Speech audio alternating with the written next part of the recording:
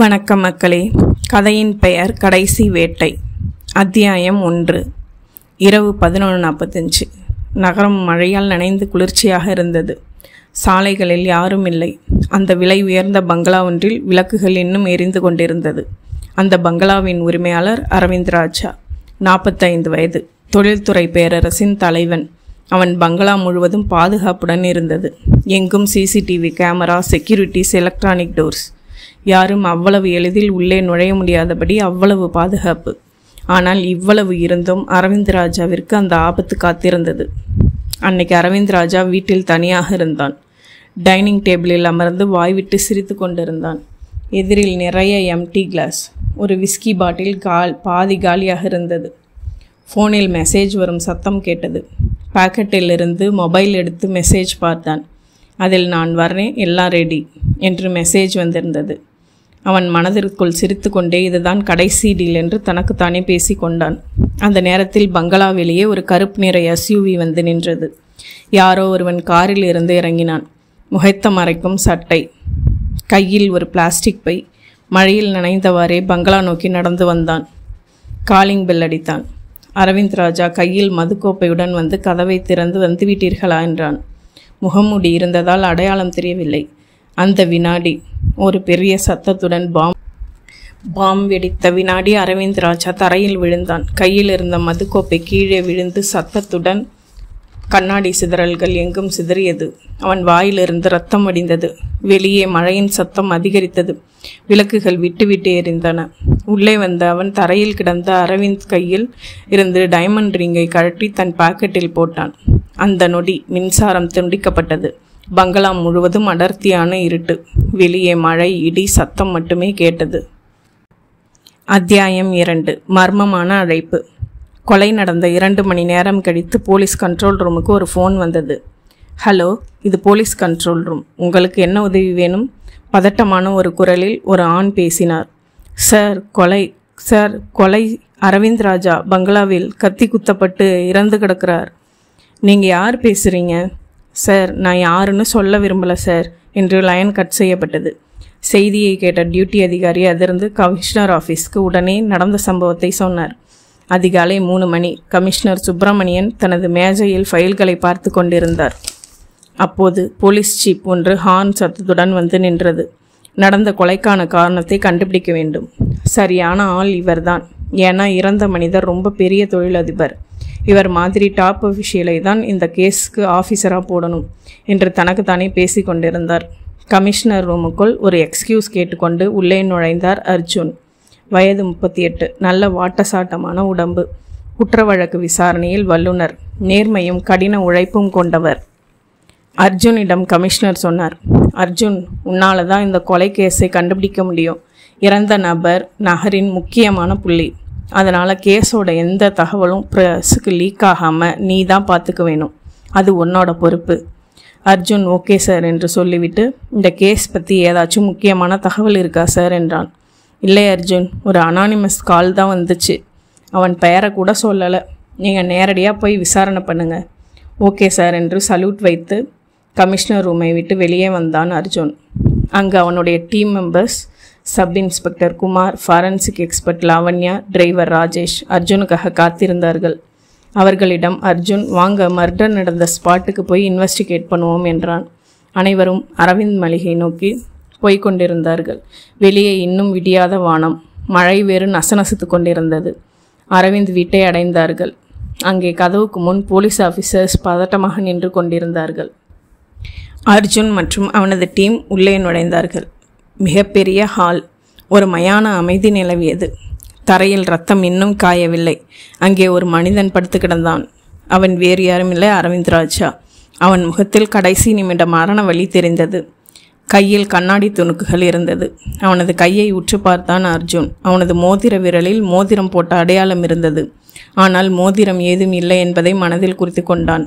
லாவண்யாவை அழைத்து அங்கு கிடந்த கிளாஸ் டம்ளரில் கைரேகை பதிவெடுக்க சொன்னான். குமாரை அழைத்து சிசிடிவி ஃபுட்டேஜ் செக் பண்ண சொன்னான் மற்றும் ஹார்ட் டிஸ்க் எடுத்து வர சொன்னான். அப்பொழுது அர்ஜுன் அங்கு சுவரில் மாட்டியிருந்த பெயிண்டிங் மீது ரத்தம் தெளித்திருந்ததை பார்த்தான். அதில் ஒரு வாக்கியம் எழுதப்பட்டிருந்தது, "நீதி கிடைக்கவில்லை." அப்போது இது சாதாரண மர்டர் இல்லை, திட்டமிட்ட கொலை. அப்போது அரவிந்தை கொலை செய்தது யார், எதுக்காக கொலை செஞ்சாங்க என்று மனதுக்குள் யோசித்து கொண்டே இருந்தான். வெளியே மழை இன்னும் விடவில்லை. மின்னல் வெட்டியது. அந்த வெளிச்சத்தில் இரத்தத்தால் எழுதப்பட்ட செய்தி பயங்கரமாக தெரிந்தது. அத்தியாயம் 3. சாட்சியமில்லா குற்றம். அரவிந்த் பங்களாவின் ஹால் முழுவதும் போலீஸ் உலாவிக் கொண்டிருந்தது. கேமரா, ஃப்ளாஷ், பிரிண்ட் எடுக்கும் மிஷின்ஸ், ரத்தம் துடைக்காத தரை, எல்லாம் ஒரு சினிமா செட்டை ஞாபகப்படுத்தியது. அர்ஜுன் சுவர் முழுவதையும் ஆராய்ந்தார். லாவண்யா தரையில் இருந்த ரத்தத்தை ஆராய்ந்து கொண்டிருந்தார். என்ன ரிசல்ட் லாவண்யா என்றான் அர்ஜுன். சார், கத்தி 6, துப்பாக்கி இல்லை, ஏதோ பயங்கரமாக வெடித்து சிதற வைக்கிற ஒன்று தான் யூஸ் பண்ணியிருக்காங்க சார். ஆனால் அவர் கையில் இருந்த அந்த கண்ணாடி, அதுலேயும் ரத்தம் இருக்குது. ஃபிங்கர் பிரிண்ட் செக் பண்ணிங்களா? பண்ணிட்டேன் சார். அரவிந்தோட ஃபிங்கர் பிரிண்ட் மட்டும்தான் இருக்குது சார், வேறு யாரோடதும் இல்லை. அதே சமயம் sub inspector Kumar hard disk எடுத்து வந்தார். சார், சிசிடிவி ஹார்ட் டிஸ்க் எடுத்துட்டேன். ஆனால் ஒரு பிரச்சனை இருக்குது சார். என்ன பிரச்சனை? 2 ஹவர்ஸ்க்கான சிசிடிவி ரெக்கார்டிங் மட்டும் இல்லை சார், அது மட்டும் டெலீட் ஆகியிருக்கு. அதாவது 11 மணியிலிருந்து 1 மணி வரைக்கும் சார். அப்போது யாரோ பிளான் பண்ணி தான் சிஸ்டம் எல்லாம் ஹேக் பண்ணியிருக்காங்க. அப்படி இல்லைன்னா உள்ளே இருந்த யாரோ ஃபுட்டேஜ் டெலீட் பண்ணியிருக்காங்க. உடனே அரவிந்த் ராஜா வீட்டில் இருந்த செக்யூரிட்டிஸ் எல்லாரையும் வர சொல்லி அவர்களிடம் விசாரணை செய்ய ஆரம்பித்தான். இங்கே நீங்கள் எல்லாம் தான் பங்களாவை மானிட்டர் பண்ணிகிட்டு இருந்தீங்க இல்லையா? எல்லாரும் சரி என்பது போல் தலையாட்டினர். அப்போது யாராச்சும் பங்களாக்குள்ளே வந்ததை பார்த்தீங்களா? ஒரு செக்யூரிட்டி முன்னே வந்தார். சொன்னார், நாங்கள் பங்களாவை சுற்றி ரவுண்ட்ஸ் போயிட்டு வந்தோம். ஒரு 11:30 மணிக்கு எல்லாமே நார்மலாக தான் இருந்துச்சு சார். ரவுண்ட்ஸ் முடித்து 12 மணிக்கு ரிட்டர்ன் வந்தோம். அப்போது லைட் ஆஃப் ஆகி இருந்துச்சு, கரண்ட் இல்லை, யாரும் வெளியே வரல சார் என்றான். அர்ஜுன் அவனது கண்ணோட்டத்தில் ஹால் முழுவதும் தன் பார்வையை ஓடவிட்டான். அந்த ஹால் முழுவதும் நடக்க தொடங்கினான். டோர் எல்லாம் லாக் ஆகிருக்கு, விண்டோஸும் க்ளோஸ் ஆகியிருக்கு, செக்யூரிட்டி கேமரா ஆஃப். எந்தவித நபரும் வெளியில இருந்து உள்ளே வர்றதுக்கான சாத்தியம் இல்லை. ஆனால் கொலை நடந்திருக்கு. இது எப்படி சாத்தியமாகும் என்று தனக்கு தானே கேள்வி கேட்டுக்கொண்டான். அப்போது குமார் வந்து சொன்னார், சார், அரவிந்தோட ஃபோன் கால்ஸ், மெசேஜ் எல்லாம் செக் பண்ணியாச்சு சார். அதில் ஏதாச்சும் க்ளூ கிடைக்கும்னு எனக்கு தோணுது. ஓகே என்று விட்டு அரவிந்த் ஃபோனை அன்லாக் செய்து லாஸ்ட் மெசேஜ் எடுத்து பார்த்தார்கள். அதில் நான் வர்றேன், எல்லாம் ரெடி என்று மட்டும் இருந்தது. அது ஒரு சேவ் செய்யப்படாத அன்னோன் நம்பர். ஆனால் அந்த நம்பர் ஒரு ப்ரீபெய்டு நம்பரும் இல்லை. சற்றே குழப்பமாக இருந்தது அர்ஜுனுக்கு. அப்போது லாவண்யா கூப்பிட்டாள். சார், ஒரு இன்ட்ரெஸ்டிங் மேட்டர். இந்த சுவரில் உள்ள வார்த்தை நீதி கிடைக்கவில்லை என்பது இரத்தத்தால் எழுதப்பட்டிருக்கு. அர்ஜுன் சொன்னான். யாரோ இந்த கொலைக்கான நோக்கம் என்னன்னு தெரியப்படுத்த நினைக்கிறாங்க. இல்லைனா இது ஒரு பழிவாங்கும் படலமாக இருக்கலாம். ஆனால் யார், அதைத்தான் கண்டுபிடிக்கணும். வெளியே மழை கொட்டி கொண்டிருந்தது. ஆனால் அர்ஜுன் மனதிற்குள் கேள்வி மழை கொட்டியது. கொலை செஞ்சவன் எப்படி உள்ளே வந்து எப்படி மறுபடி வெளியே சென்றான்? டோர் எல்லாம் லாக் ஆகிருக்கு. சிசிடிவிலையும் ஒன்றும் ரெக்கார்ட் ஆகலை, செக்யூரிட்டிஸும் பார்க்கல. ஆனால் அரவிந்த் செத்துட்டான். ஸோ இது நார்மல் கேஸ் மாதிரி இல்லை, எவனோ விளையாட்டு காட்டுறான். அரவிந்த் தன் டீமுக்கு இன்ஸ்ட்ரக்ஷன் கொடுக்க ஆரம்பித்தான். குமார், அரவிந்தின் பிஸ்னஸ், ஃபேமிலி, ஃப்ரெண்ட் யார் யாரை இன்வெஸ்டிகேட் பண்ணணும்னு லிஸ்ட் எடு. லாவண்யா, போஸ்ட்மார்ட்டம் ரிப்போர்ட் சீக்கிரம் ரெடி பண்ணு. நான் ஒரு இடத்துக்கு போய் விசாரிச்சுட்டு வரேன். குமார் கேட்டான். எங்கே சார்? அர்ஜுன் சிரித்து கொண்டே சொன்னான். அரவிந்த் கடைசியாக வந்த மெசேஜ் எந்த நம்பரில் இருந்து வந்ததோ அந்த அட்ரஸில் உள்ள ஆளை தான் பார்க்க போகிறேன். அவன் கண்ணில் ஒரு தீவிரம் தெரிந்தது. ஆனால் அவனுக்கு தெரியாது, இந்த கேஸ் அவன் வாழ்க்கையே புரட்டி போட போகுது. அத்தியாயம் 4. இரத்தத்தில் எழுதப்பட்ட பெயர். காலை வெயில் வரத் தொடங்கியது. ஆனால் அரவிந்த் வீட்டில் இன்னும் இருள் சூழ்ந்திருந்தது. மழையின் ஈரப்பதமும் சுவர்களில் ஒட்டியிருந்த இரத்தத்தின் வாசனையும் அந்த வீட்டை ஓர் மரண ஓலத்தின் பிடியில் வைத்திருந்தது. அர்ஜுன் மீண்டும் அந்த சுவரில் இரத்தத்தில் எழுதிய அந்த வாசகம் நீதி கிடைக்கவில்லை அவனை உறுத்தி கொண்டே இருந்தது. யார் இதை எழுதியது? எதற்காக? அதே சமயம் லாவண்யா வந்தாள். சார், நான் ஒரு விஷயம் கண்டுபிடித்திருக்கேன், என் கூட கொஞ்சம் வாங்க. இங்கே பாருங்கள் சார், ஹாலில் இருந்து பெட்ரூம் டோர் வரைக்கும் ரத்தம் சிந்தியிருக்கு. ஆனால் டோருக்கு அப்புறம் பிளட் எதுவும் இல்லை. அதான் விசித்திரமாக இருக்குது. அர்ஜுன் உடனே அந்த திசையை நோக்கி போனான். பெட்ரூம் டோர் ஓப்பன் பண்ணி உள்ளே போனான். அங்கே சுவரில் திரும்பவும் இரத்தத்தால் எழுதியிருந்தது. அது ஒரு பெண்ணின் பெயர். பிரியா. யார் இந்த பிரியா? குமார் சொன்னார். சார், பிரியா அரவிந்தோட தங்கச்சி. தங்கச்சியா? ஆமாங்க சார், அவங்க லண்டனில் இருக்காங்கன்னு கேள்விப்பட்டேன் சார். அர்ஜுன் இந்த பெயரை விரலால் தடவி பார்த்தான். இரத்தத்தில் ஈரம் இன்னும் காயவில்லை. இறப்பதற்கு முன்னாடி எழுதின மாதிரி இருக்கு. ஆனால் எதுக்காக பிரியா பெயர் எழுதியிருக்கு? சார், இன்னும் ஒரு க்ளூ கிடைச்சிருக்கு அப்படின்னு லாவண்யா சொன்னாள். அலமாரியில் ஒரு லெட்டர் இருக்கு சார். அலமாரியை ஓப்பன் செய்தான். அதில் ஒரு கவர் இருந்தது. அதன் மேல் பின்வருமாறு எழுதியிருந்தது: என் மரணம் நடந்தால் இந்த கடிதத்தை படிக்கவும். அர்ஜுன் கவரை திறந்து கடிதத்தை பார்த்தான். அதில் என்னை யாராவது கொன்றால் அந்த நபர் எனக்கு நெருங்கிய ஒருவர்தான், எனக்கு மிகவும் நம்பிக்கையான ஒருவர்தான். அதற்கு காரணம் என் கையில் இருக்கும் சாவிதான் என்று எழுதியிருந்தது. அர்ஜுன் கடிதத்தை மூடி சுவரில் வைத்த பின் யோசித்தான். சாவியா? எந்த சாவியா இருக்கும்? உடனே அலமாரியை தேடினான். அங்கு ஏதும் இல்லை. குமாரை அழைத்தான். குமார், நீங்கள் உடனே செய்ய வேண்டிய சில காரியங்கள் இருக்குது. முதல்ல அரவிந்தோட பிஸ்னஸ் ரெக்கார்ட் செக் பண்ணணும். அப்புறம் ஃபேமிலியை டீட்டெயிலாக விசாரிக்கணும். பிரியா இப்போ எங்கே இருக்கான்னு கண்டுபிடிக்கணும். அப்புறம் பாஸ்போர்ட், ஃபோன் ரெக்கார்ட்ஸ் எல்லாம் சர்ச் பண்ணணும் என்று அடுக்கி கொண்டே போனான். குமார் எல்லாத்திற்கும் தலையசைத்து விட்டு இருவரும் ரூமை விட்டு வெளியே வந்தனர். அர்ஜுன் மீண்டும் அந்த சுவரில் இருந்த வாசகத்தை பார்த்தான். நீதி கிடைக்கவில்லை. பிரியா. இது ரெண்டுக்கும் என்ன ஒற்றுமை இருக்கும் என்று யோசித்து கொண்டே இருந்தான். அவன் மனதுக்குள் கேட்டுக்கொண்டான். பிரியா, நீ எங்கே இருக்க? வெளியே காற்று பலமாக வீசியது. அந்த பங்களா ஏதோ சொல்ல முயற்சிப்பது போல் தோன்றியது. அந்த வீட்டின் சுவரில் பல ரகசியங்கள் பதுங்கியிருப்பது போல் உணர்ந்தான் அர்ஜுன். அதை தெரிந்து கொள்ளும் வரை நிம்மதியாக இருக்க மாட்டான். ஆனால் அவனுக்கு தெரியாது, அந்த பெயர் அவனுடைய வாழ்க்கையை தலைகீழாக மாற்றப் போகிறது. அத்தியாயம் 5. அரவிந்த் கொலைக்கு பின் நகரம் முழுவதும் பதட்டம் நிலவியது. அனைத்து சமூக ஊடகங்கள் மற்றும் மீடியாக்கள் இதே செய்தியை டெலிகாஸ்ட் செய்தன. ஆனால் போலீஸ்க்கு எந்த உபயோகமான இன்ஃபர்மேஷனும் கிடைக்கவில்லை. அர்ஜுன் கமிஷனர் கிட்ட ஸ்பெஷல் பர்மிஷன் வாங்கி இன்னும் வேகமாக தன் விசாரணையை மேற்கொண்டான்.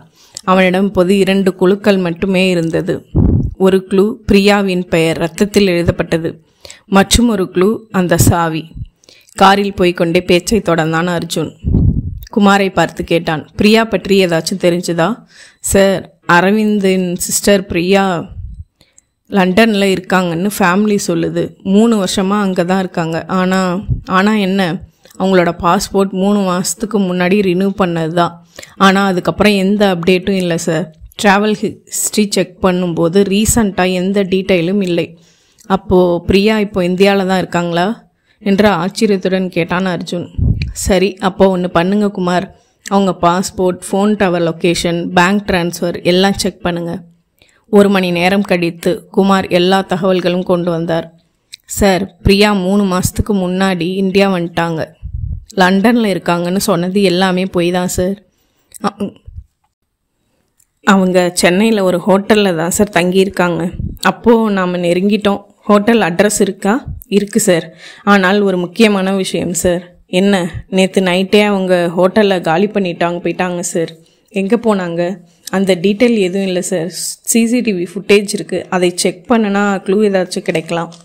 குமார் தனது லேப்டாப்பை காட்டினார். சிசிடிவி ஃபுட்டேஜில் பிரியா ரிசப்ஷன் கவுண்டரில் பேசுவது தெரிந்தது. முகத்தில் பதட்டம். அவள் பேசியதில் ஒரு விஷயம் மட்டுமே காதில் விழுந்தது. நாளைக்குள்ளே முடிஞ்சா போதும். அர்ஜுன் தீவிரமாக யோசித்தான். எந்த நாளைக்குள்ள?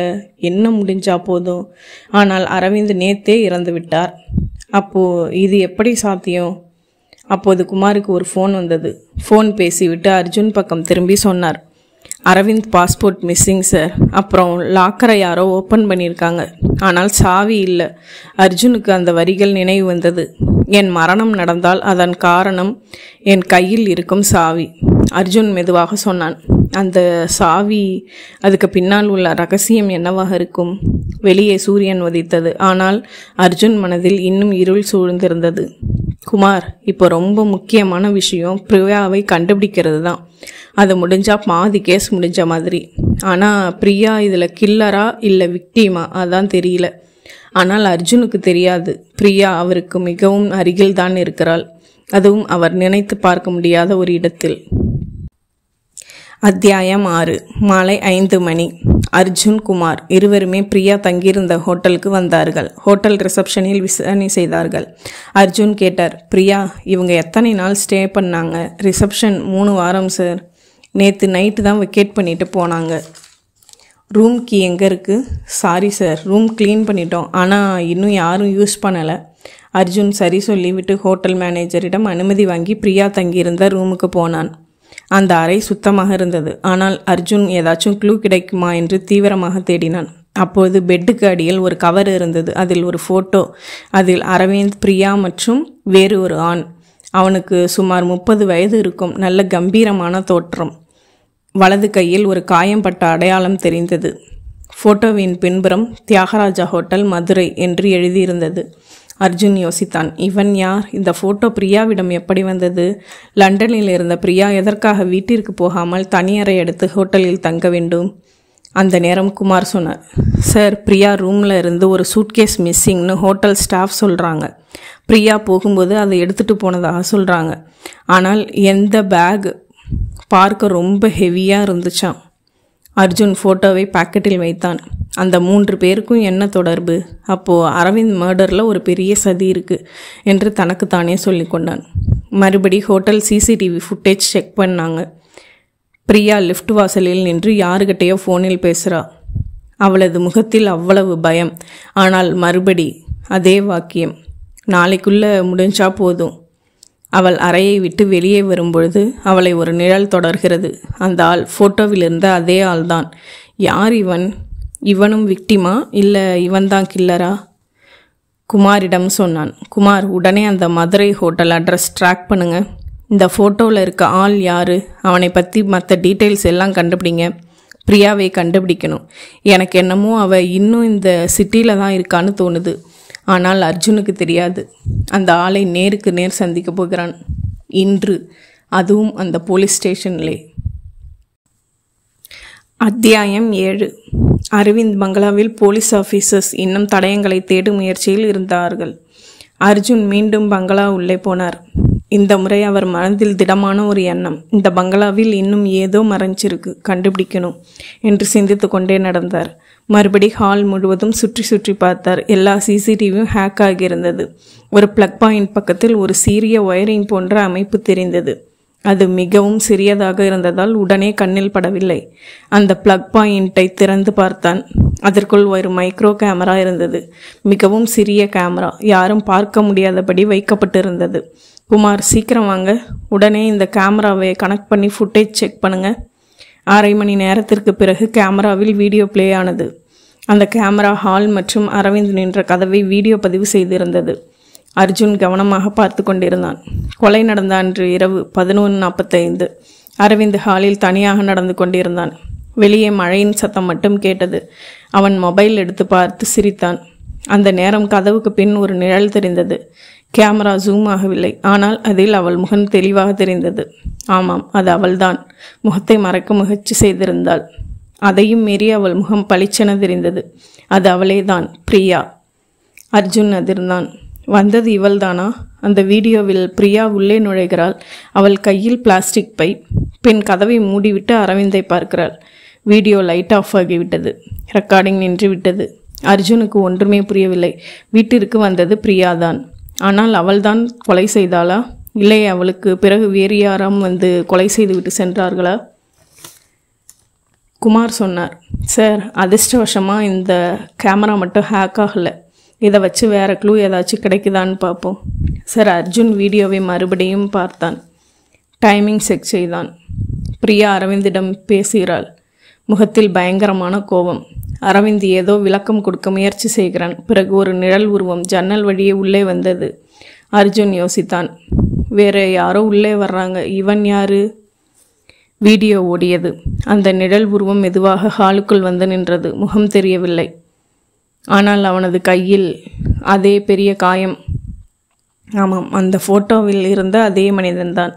அப்போது வீட்டுக்குள் ஒருத்தர் இல்லை, 2 பேர் வந்திருக்காங்க. ஒன்று பிரியா, இன்னொன்று அவன் அப்போ கொலை செஞ்சது யார்? பிரியாவா இல்லை அவனா? இல்லை 2 பேரும் சேர்ந்து தான் செஞ்சாங்களா? ஓகே டீம், இப்போது பிரியாவை தேடி கண்டுபிடிச்சே ஆகணும். அப்புறம் அந்த காயம்பட்ட ஆள் யாருன்னு தெரியணும். இல்லைனா இந்த கேஸ் இப்போ முடியாது. ஆனால் அர்ஜுனுக்கு தெரியாது அந்த ஆள் ஏற்கனவே அர்ஜுனை சந்திக்க போலீஸ் ஸ்டேஷன் தான் வந்து கொண்டிருக்கிறான் என்று. அத்தியாயம் 8. போலீஸ் ஸ்டேஷனில் தன் டேபிளில் அரவிந்த் பற்றிய அனைத்து ஃபைல்களையும் பார்த்து கொண்டிருந்தான் அர்ஜுன். அரவிந்தோட ரியல் எஸ்டேட் ஃபைல்ஸ் மற்றும் அவன் சமூகத்துக்கு தெரியாமல் செய்து வந்த பல இல்லீகல் விஷயம் எல்லாமே அந்த ஃபைலுக்குள் இருந்தது. அப்போது இவன் வெளி உலகத்துக்கு பெரிய மதிப்புமிக்க ஆள், ஆனால் அந்தரங்கத்தில் இவன் பெரிய கருப்பு புள்ளி. பிரபலமான கிரீன் பார்க் சிட்டி ப்ராஜெக்ட் கோடிக்கணக்கான மக்களிடமிருந்து பணம் வசூலித்தனர். கனவு வீடு கட்டித்தருவதாக உறுதியளித்தனர். ஆனால் அந்த ப்ராஜெக்ட் நிறுத்தப்பட்டது. காரணம், அரவிந்த் பணம் முழுவதையும் வேறு இடத்தில் முதலீடு செய்தார். அதனால் மக்கள் தங்கள் வாழ்க்கை முழுவதும் சேர்த்து வைத்த அத்தனை சேமிப்பு பணத்தையும் இழந்தார்கள். அந்த கேஸ் எல்லாம் கோர்ட்டில் இருந்தது. அரவிந்த் சக்தி வாய்ந்தவன் என்பதால் நிறைய லஞ்சம் கொடுத்து அரசியல் பிரமுகர்கள் பலர் உதவியுடன் அந்த கேஸை ஒன்றுமில்லாமல் செய்தான். அவனுக்குத்தான் சட்டத்தை ஈஸியாக வளைத்துவிடும் எல்லா தந்திரங்களும் தெரியுமே. ஒருவேளை இந்த கேஸில் பாதிக்கப்பட்ட யாரோ ஒருத்தர் தான் பிரியாவோட சேர்ந்து திட்டம் போட்டு பழி வாங்கியிருப்பாங்களோ. அந்த நேரம் குமார் ஒரு ஃபைல் எடுத்து வந்தார். சார், பாதிக்கப்பட்டவர்களில் ஒருத்தன் கமல்நாத், மதுரை. அப்புறம் ஒரு முக்கியமான விஷயம், அவன் வலது கையில் பெரிய காயம் இருக்குது. அப்போது என் கெஸ் சரிதான், அந்த ஃபோட்டோவில் இருந்தது அதே ஆள் தான். ஆமாம் சார், கமலநாதன், 35 வயது, முன்னாள் கான்ட்ராக்டர். அவன் ப்ராஜெக்டுக்காக அரவிந்திடம் முழு சேமிப்பையும் கொடுத்துருக்கான். ப்ராஜெக்ட் மூடிய போது அவன் பிஸ்னஸ் முழுவதும் சிதைஞ்சு விடுச்சு. அவன் குடும்பமே பாதிக்கப்பட்டது. அதன் பிறகு கமலநாதன் காணாமல் போனான். சார், கமலநாதன் மேல் ஒரு பழைய கேஸ் இருக்குது சார். அதுவும் கொலை முயற்சி கேஸ் தான். ஆனால் சாட்சி எதுவும் இல்லாததால் கேஸை க்ளோஸ் பண்ணிட்டாங்க. அர்ஜுன் யோசித்தான். கமல்நாதனுக்கு மோட்டிவ் இருக்குது, ஆனால் பிரியாவுக்கு என்ன தொடர்பு? அப்பொழுது அர்ஜுனுக்கு ஃபோன் வந்தது. இன்ஃபார்மர் பேசினார். சார், நீங்கள் தேடுற பிரியா சிட்டியில் தான் இருக்காங்க. அவங்க ஒரு பழைய பாஸ்போர்ட் தயாரிக்கும் நபர் ஒருவரை வீட்டுக்கு போய் நேரில் சந்திச்சிருக்காங்க. அவர் யார் தெரியுமா? கமல்நாதன். அர்ஜுன் உடனே காரை எடுத்து அலுவலகம் நோக்கி வேகமாக போனான். முதலில் இந்த கேஸ் ஏதோ பிஸ்னஸ் டீலிங் ப்ராப்ளம் மாதிரி இருந்துச்சு. இப்போ பார்த்தா கொலை, பழி வாங்கிறது, துரோகம் மாதிரி எல்லாம் கலந்து நிற்கிது. இதுக்கு ஒரு முடிவு கட்டியே ஆகணும். அத்தியாயம் 9. மாலை 7 மணி. அர்ஜுன் தனது கேபினில் உட்கார்ந்து ஃபைல்களை பார்த்து கொண்டிருந்தான். கமல்நாதன் எங்கே இருக்கான்? பிரியா எங்கே போனால்? இவர்கள் இருவருக்கும் என்ன தொடர்பு? அவன் தீவிரமாக சிந்தித்து கொண்டிருந்த நேரம் கான்ஸ்டபிள் கதவை தொட்டி உள்ளே வந்தார். சார், உங்களை பார்க்க யாரோ வந்திருக்காங்க. அர்ஜுன் எரிச்சலுடன். யார்? இப்போ பார்க்க டைம் இல்லைன்னு சொல்லி அனுப்புங்க சார். சார், அவர் பெயர் கமலநாதன்னு சொல்கிறாரு. என்ன சொல்கிறீங்க? ஆமாம் சார், அவர் வெளியே தான் நிற்கிறாரு. அர்ஜுன் உடனே எழுந்து வெளியே வந்தான். ஸ்டேஷன் ஹாலில் ஒரு ஆள் நின்று இருந்தான். பார்க்க மிகவும் சோர்வாக தெரிந்தான். வலது கையில் அந்த பெரிய காயம் கமலநாதனே தான். அவன் தன் கைகளை மேலே உயர்த்தி சொன்னான். சார், நான் சரணடைய வந்திருக்கேன் சார். அர்ஜுன் அவன் கேபினுக்குள் அழைத்து சென்று விசாரணை செய்தான். நீ தான் அரவிந்த கொலை செஞ்சியா? கமலநாதன் விரக்தியில் சிரித்தான். நான் கொலை செய்யலை சார், ஆனால் அன்னைக்கு ராத்திரி அங்கே தான் இருந்தேன். என் கண்ணால் எல்லாத்தையுமே பார்த்தேன் சார். அப்படியா? நீ அங்கே இருந்தீன்னா அப்போது பிரியாவும் அங்கே தான் இருந்தாங்களா? இல்லை சார், அதுக்கு முன்னாடியே அவங்க அங்கேருந்து போயிட்டாங்க. எப்படி? நான் சிசிடிவியில் பார்த்தேனே, பிரியா வீட்டுக்குள்ளே வந்தாங்க. ஆமாம் சார், வந்தாங்க. ஆனால் நாங்கள் 2 பேருமே பேசின பிறகு பிரியாவை போக சொல்லிட்டேன் சார். அதுக்கப்புறம் நான் மட்டும்தான் அரவிந்தை பார்க்க போனேன். அப்போது என்ன நடந்துச்சு? யார் அவனை கொலை செஞ்சாங்க? கமலநாதன் ஒரு பெரிய பெருமூச்சை எடுத்து விட்டு கொண்டு தொடர்ந்தார். அதைத்தான் நான் சொல்ல வந்தேன் சார். அரவிந்த் நானும் கடுமையாக வாக்குவாதம் பண்ணினோம் சார். ஆனால் அவனை நான் கொலை செய்யலை. அவனுடன் பேசிக்கிட்டு இருந்த நேரம் திடீர்னு என்ன திடீர்னு யாரோ ஜன்னல் வழியாக உள்ளே வந்தாங்க சார். முகம் தெரியலை. அந்த ஆள் ரொம்ப பயங்கரமானவன் சார். அவன் கையில் கமல் வார்த்தையை முடிக்காமலே கதவுக்கு வெளியே ஒரு சத்தம். பாம். கண்ணாடி சிதறியது. அர்ஜுன் தரையில் விழுந்தான். கமல்நாதன் கையை பிடித்து இழுத்தான். வெளியே இருந்து யாரோ சுட்டாங்க. அப்போது இந்த கேஸில் இன்னும் சிலர் மாட்டாமல் இருக்காங்க. அவங்க வெளியில் இருக்கிற வரை உண்மை வெளியே வராது, அதானே? கமல் மூச்சு விடாமல் எல்லாத்தையும் சொல்லி முடித்தான். பிறகு, சார், உங்ககிட்ட நான் ஒரு எவிடன்ஸ் கொடுக்குறேன். அதை பார்த்தா உங்களுக்கு உண்மை என்னன்னு தெரியும் என்று சொல்லி ஒரு பென்ட்ரைவ் கொடுத்தான். இது எல்லாமே இருக்குது சார். யார் பிளான் பண்ணாங்க, உண்மையான குற்றவாளி எல்லாமே இதில் இருக்குது. அந்த நொடி ஒரு துப்பாக்கி வெடிக்கும் சத்தம் கேட்டது. கமலநாதன் தரையில் விழுந்தான். அவன் கையில் இருந்த பென்ட்ரைவை எடுத்தான் அர்ஜுன்.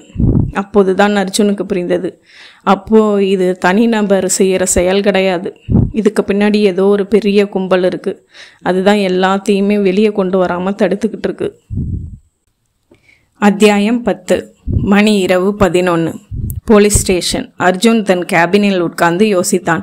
கமல்நாதன் சொன்ன வார்த்தைகள் காதில் ஒலித்து கொண்டே இருந்தது. இதில் உங்களுக்கு தேவையான எல்லாமே இருக்கு. யார் பிளான் பண்ணாங்க, உண்மையான கில்லர் யாரு, இந்த எல்லாமே இருக்கு. இந்த பென்ட்ரைவை ஓப்பன் பண்ணி பார்த்தா உங்களுக்கே எல்லா விஷயமும் புரியும். உடனே பென்ட்ரைவை லேப்டாப்புடன் இணைத்து பார்த்தான். அதில் ஒரு மறைக்கப்பட்ட ஃபோல்டர் இருந்தது. அதில் 2 ஃபைல்கள் இருந்தது. ஒரு வீடியோ ஃபைல் மற்றும் ஒரு PDF ஃபைல். அதில் எல்லாம் ப்ராஜெக்ட் பற்றின பேப்பர்ஸ் நிறைய இருந்தன. அர்ஜுன் முதலில் வீடியோவை ப்ளே செய்தான். முதலில் ஸ்க்ரீன் கருப்பாக இருந்தது. பின்பு படம் வந்தது. அரவிந்த் ஒரு பெரிய ஆஃபீஸ் ரூமில் உட்கார்ந்திருந்தான். அவனுக்கு எதிரில் 2 உட்கார்ந்திருந்தார்கள். அதில் ஒருவர் பிரியா, மற்றொரு ஆள். அதை பார்த்தவுடன் அர்ஜுன் இதயம் ஒரு நிமிடம் நின்று துடித்தது. இது எப்படி சாத்தியம்? அந்த நபர் முன்னாள் மந்திரி சதீஷ் வர்மா, அரசியலில் ஒரு இரும்பு மனிதர் என்று அழைக்கப்படும் ஆள்.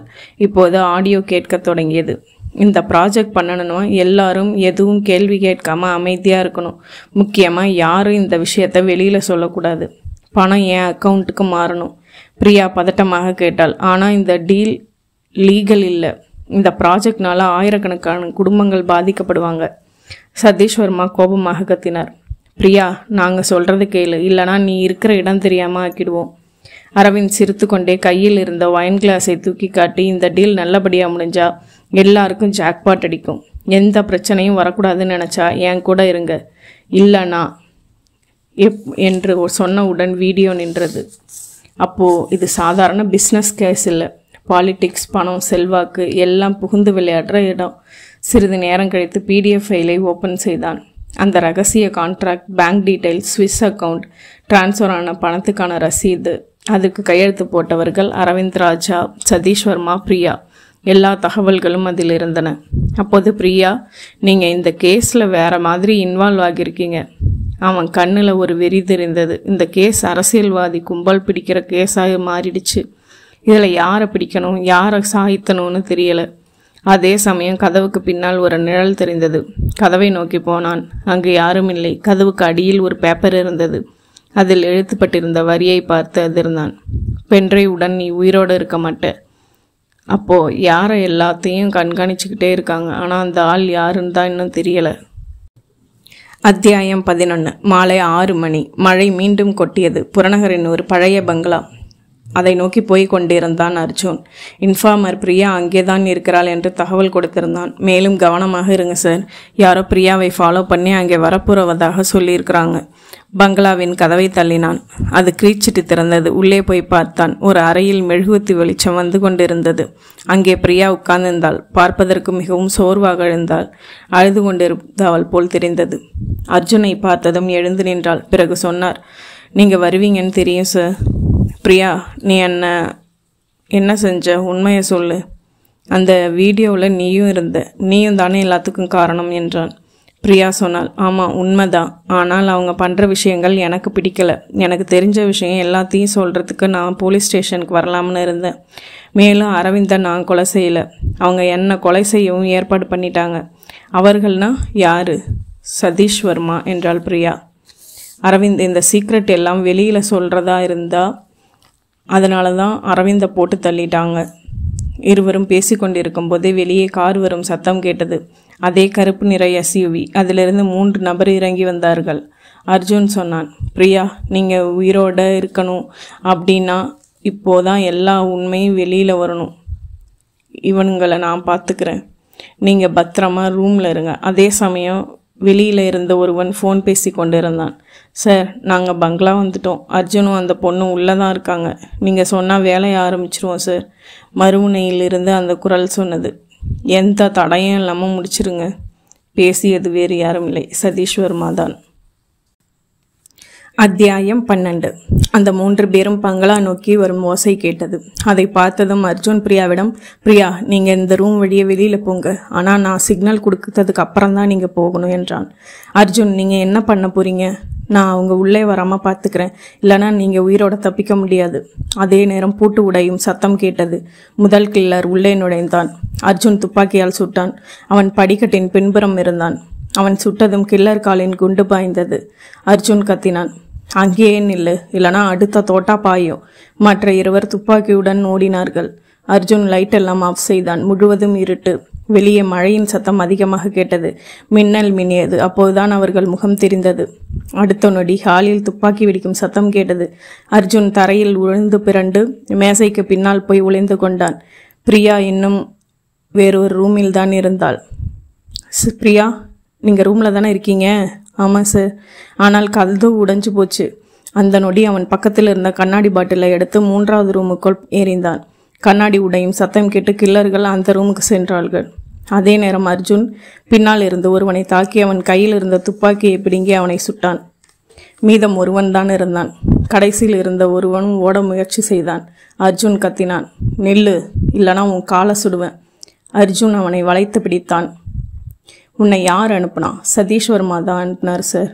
என்னையும் பிரியாவையும் எதுக்கு கொல்ல வந்தீங்க?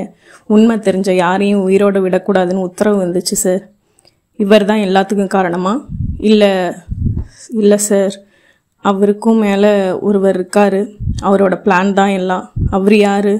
அவன் சொல்ல வாயத்திருந்த அதே நேரம் அவனது நெற்றி போட்டில் ஒரு துப்பாக்கி குண்டு வந்து பாய்ந்தது. அர்ஜுன் திரும்பி பார்த்தான். பங்களா வெளியே இருந்துதான் யாரோ ஸ்னைப்பர் சுட்டியிருக்கிறான். அப்போது நடக்கிற எதுவுமே சின்ன விஷயமா தெரியல, மிகப்பெரிய சதியாக தான் இருக்கணும்.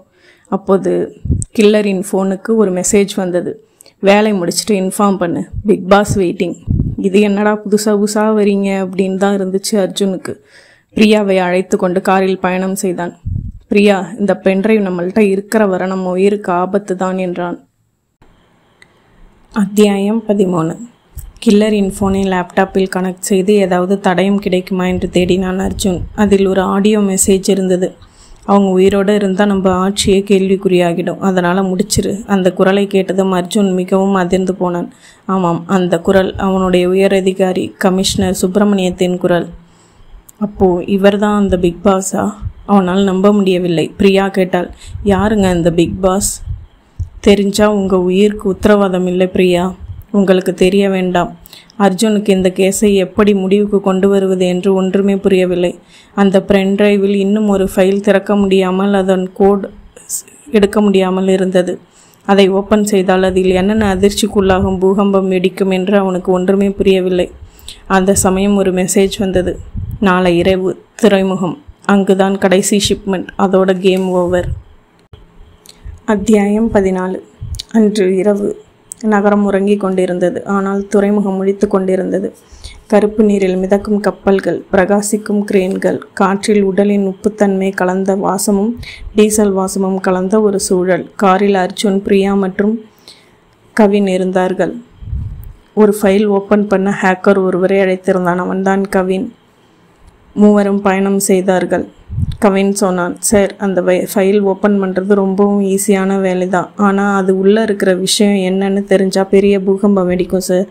அர்ஜுன் சொன்னான். கவின், இன்னும் அரை மணி நேரம் தான் இருக்குது. அதுக்குள்ளே நாம் அவங்க திட்டத்தை கண்டுபிடிக்கணும், இல்லைன்னா சுப்பிரமணியத்தோட ஆட்கள் வந்துடுவாங்க.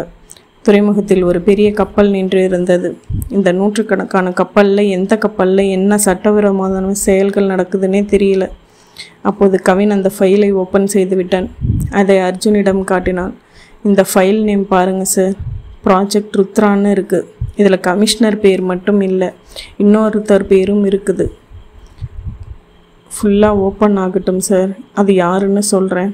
அதற்குள் கமிஷனர் தன் ஆட்களுடன் வந்தார். அர்ஜுன் கமிஷனரின் ஆட்களுடன் சண்டை போட்டான்.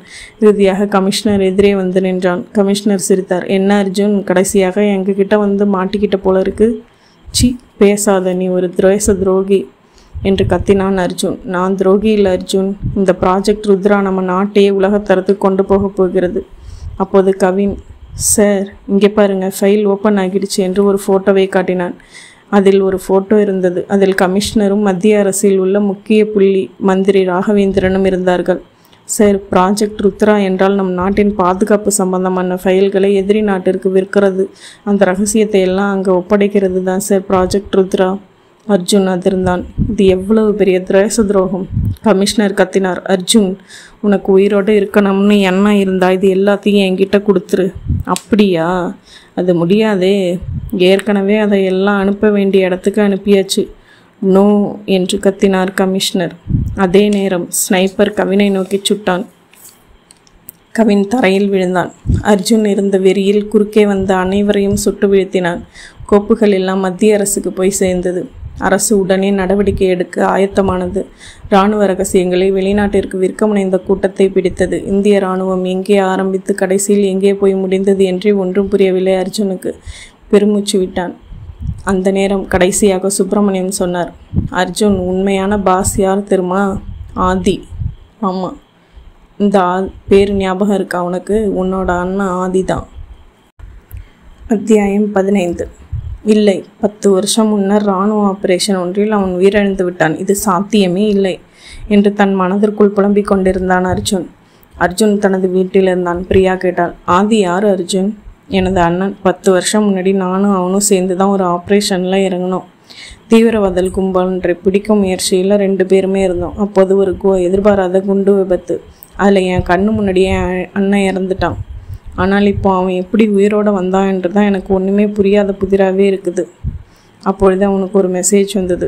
நாளை இரவு 11 மணிக்கு அந்த பழைய தொழிற்சாலைக்கு வா. கூடவே ஒரு ஃபோட்டோவும். அதில் ஆதியும் அர்ஜுனும் சிரித்து கொண்டிருந்தார்கள். கடைசி அத்தியாயம். மறுநாள் ஆதியை சந்திக்க அந்த பழைய தொழிற்சாலை நோக்கி போனான் அர்ஜுன். அங்கு ஆதி உட்கார்ந்திருந்தான். உண்மையாகவே நீயா?